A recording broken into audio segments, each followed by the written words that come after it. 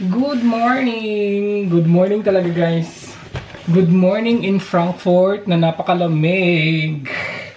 Good day! It's another day. It's another day of day. Tanggalin ko lang to guys. I'll be back. So, sisimulan natin ang ating vlog for today sa pag-haul na naman. Again, today maaga talaga akong guys. It's 10 AM, di ba? Ang aga pa no? Maaga ako gumising today guys. Actually, meron akong ichichika guys, pero later na. I-haul muna natin to. Meron akong ichichika na ikalulungkot ng lahat. Ikalulungkot ng lahat. Tapos, yung ating yes guys.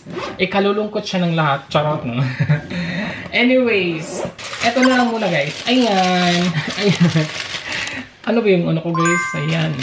So, bumili si RC ng pang-aning coffee mamaya. Masarap to siya. Yan. Cheesecake with, I think, yan siya, guys. I don't know.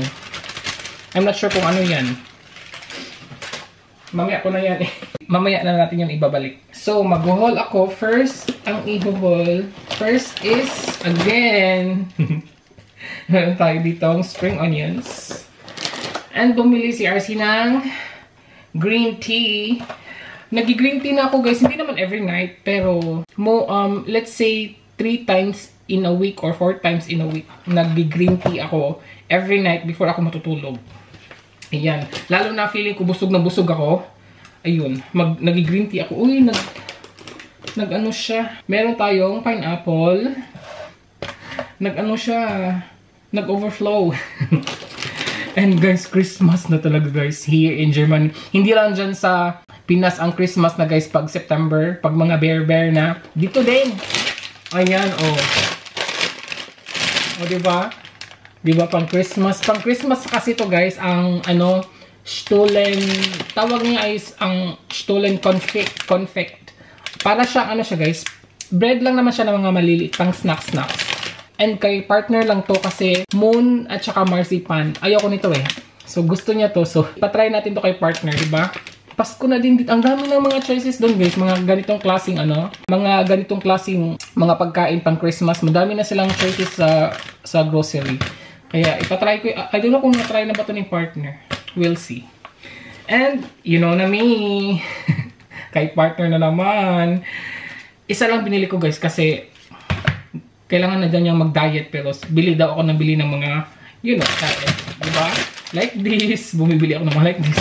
Paano daw siya magda-diet? At bumili na naman ako ng yogurt para din sa kanya. Ano din to guys? Moon and marzipan din. Mag-ano na to siya guys. Magyaw-yaw na naman to siya. Bumibili ka na naman. Ang sadya ko lang talaga guys, bakit ako lumabas today is gusto kong mag-isda. Fresh na isda. Pero wala. Kaya bumili na ako ng isda fillet. Isda fillet. Hindi ko alam kung anong pangalan niya sa guys. Pangasius eh. Pangasius yung niya, pangalan niya. Dalawa lang siya. So, try ko kung masarap ba. Ang bago is, nangangamoy na siya, spring onions. And then, lemon. And, potatoes. Wala na kaming potatoes pala. And then, ang second na sadya ko guys is, ang ating Eucerin na cream na lotion. Kasi nga, effective siya para sa akin guys actually. Maganda siya gamitin. Maganda siya gamitin guys. Naano ko siya, naubos ko na kasi yung isa tapos nagandahan ako. Mahal pa siya guys. Siya 20 euros isa, mahal no. Mahal na eh. Kasi nga nakakaano siya sa keratosis pilasis na skin. Maganda siyang gamitin actually. And ating candies. Ayun lang guys. Ayun lang ang nabili ni RC. Tapos, I think nabayaran ko is 30 euros. Mga 29 something guys. Ganon. Mga 29 something yung nabayaran ko. Kasi sa itong dalawa sa sa pharmacy. Ayun, yun nga, 20 tapos 2 euros to siya. Kalimutan ko na, wala akong resibo. Walang resibo si RC for today. Ayan, iligpit ko lang to. Maaga akong nag-breakfast guys, as in. Ang aga akong nag-breakfast today kasi maaga akong nagising. Mga 6:30 AM guys. Tapos kumain ako, nag-breakfast ako 7 AM kasi gutom na gutom ako. Kaya yun, kaya maaga nakapag-grocery si RC. And ayun, tingnan ko anong ginagawa ni partner. Ay, meron siyang ginagawa guys. At nagbabalik si RC. Guys, nagutom ako ulit. It's, it's 12 PM. At buti talaga guys na maaga akong lumabas kanina kasi umulan. It's raining outside. Buti na lang. And alam niyo bang mag-uulam ako ng corned beef na merong patatas. Sino ang gusto ng mga guys, ganitong ulam? Corned beef na may patatas. Nung naglagay ako ng olive oil, inuulam namin to sa Cebu before. So ayun guys, nagutom ako ulit kasi maaga nga ako kumain kanina 7 AM. Ayun, meron pa akong tirang kahapon pa to guys. Ano to? Ano din siya? Beef loaf na merong itlog. Tortang beef loaf. And today, corned beef naman. While naghihintay tayo, di ba sabi ko meron akong sasabihin na ikakalungkot ng lahat. Ang OA, no? Since, di ba, alam niyo namang, yung last upload natin is, ibebenta na namin yung aming apartment. Yes, guys. Ibebenta na namin yung aming apartment and magre-resign na si RC sa trabaho. Yes, guys. Yeah, magre-resign na ako ng work na matagal ko na talagang gustong mag-resign. Ngayon lang talaga siya magaganap. Kasi nga, meron na kaming very, very, yung may rason na talaga kung magre-resign na ako. Yes, kasi nga, ibebenta na namin yung apartment and then mag-move out kami sa, malayo na siya sa Frankfurt, guys. So, kaya magre-resign na ako. So, probably guys, yung trabaho ko is hanggang December na lang siya. Hanggang end of December na lang yung trabaho ko. Hindi pa naman ako nakapagpasa ng resignation letter. This week pa ako magpapasa ng resignation letter. So, ayun. Ayun guys. Wait lang. Prituhin ko lang tong Prituhin ko lang tong corned beef. So, ayun. Alam na ba ng mga katrabaho ko na magre-resign ako? Hindi lahat. Nung Monday, day off ko nga nung Monday guys, tapos Tuesday, and then Wednesday na ngayon. Nung Monday, nag-day off ako. Lumabas kami ng mga katrabaho ko actually. Sina Kitcha, Christine, at saka si Leanne na Pinoy. And then, yung boss namin na si Esmeralda. Lumabas kami nung Monday, nag-dinner kami outside.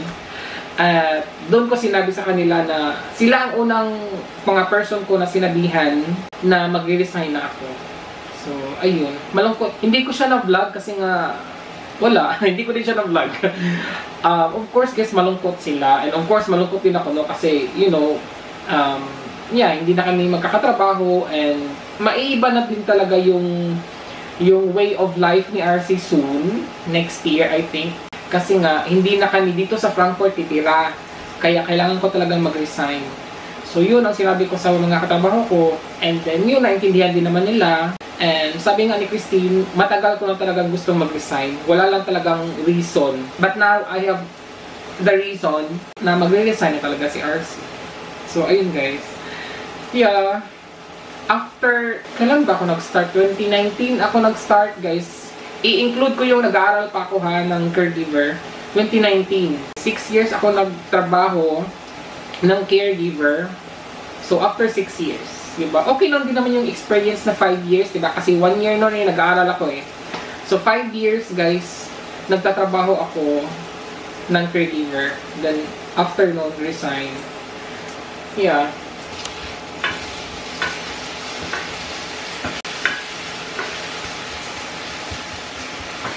Yeah, ayun. Kaya, pero of course, naintindihan, sabi ni partner, yeah, maybe in our new house, doon sa surroundings, baka meron akong ma-applyan na trabaho. Hindi pa lang natin alam kung anong trabaho ang ma-applyan ko in our next,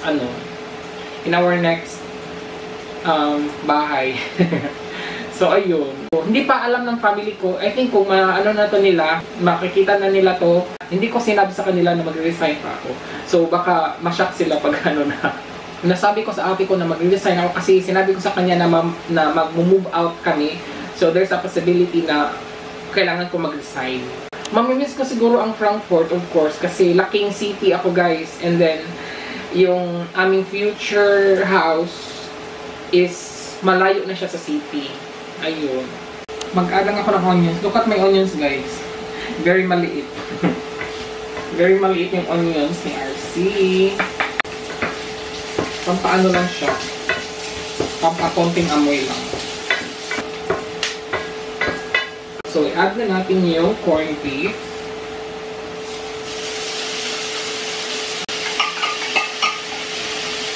Diba gitilok dyan? Kunin lahat eh kasi sayang. Diba? Wala po sa Germany, guys. Ito yung gusto ko na ano, na corned beef. Wala yan sa Germany. Kaya tilokon.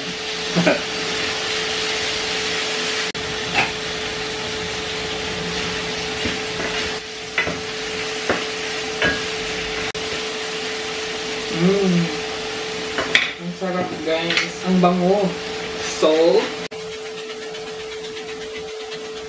And pepper.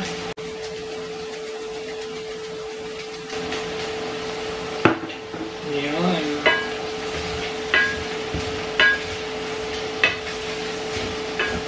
Yan, di ba? Ang ganda. Sarap-sarap niyan, guys. Pang lunch na yan ni RC. Titingnan ko lang si partner kasi meron siyang ginagawa sa table eh. Baka dito ako kakain, guys. I'm sure hindi pa yung kakain. Wait lang.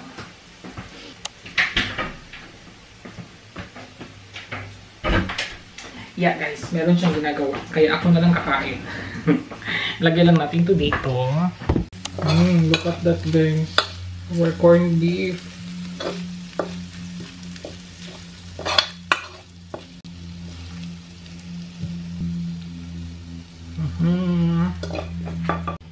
And meron tayong rice.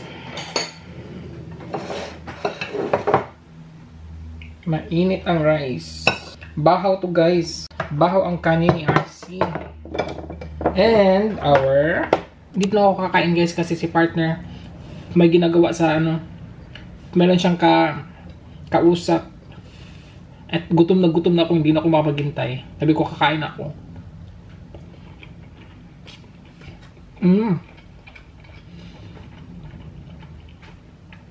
Sarap ng corned beef. Sarap. Nagutom talaga ako, guys.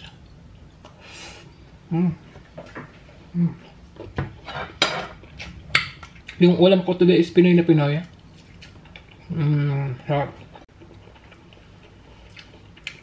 Sarap. Kulang na lang coffee.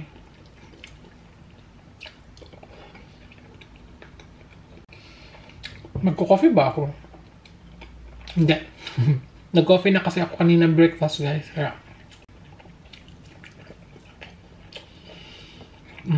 Sarap.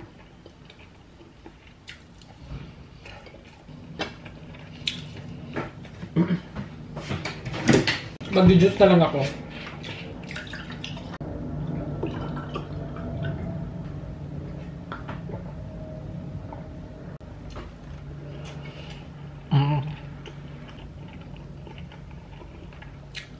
Sarap. Ubusin ko na to. Kailangan ito maubos yung beef loaf. Kumain na din kayo dyan. Sabayan nyo ako. Huwag yung puro tingin-tingin na lang. Sarap.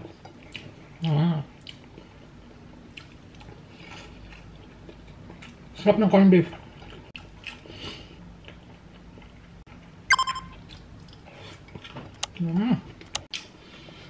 Busog na ako.